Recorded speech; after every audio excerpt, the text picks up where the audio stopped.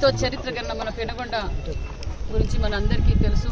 అందుకే గత 45 రోజులుగా పెనుగొండకి ఏ విధంగా అభివృద్ధిలో తీసుకెళ్ళాలి, ఏ విధంగా అయితే ఎంతో చరిత్ర గల పెనుగొండ రూపురేఖలు మార్చాలనే సంకల్పంతోనే మున్సిపల్ మినిస్టర్ గారితో మాట్లాడాం.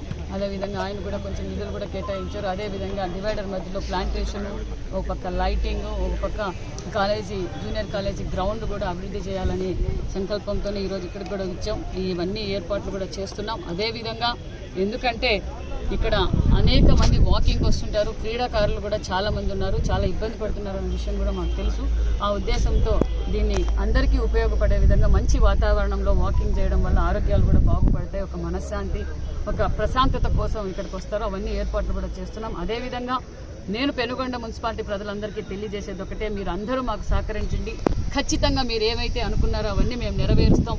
నేను ఇక్కడ ఇచ్చేసిన షాపు ఓనర్స్ కావచ్చు, ఇక్కడున్న ప్రజలందరికీ మీరు కూడా బాధ్యత వహించండి. ఎక్కడ పడితే అక్కడ చెత్త వేయకుండా చాలా చోట్ల డస్ట్బిన్లు కూడా ఏర్పాటు చేశాం.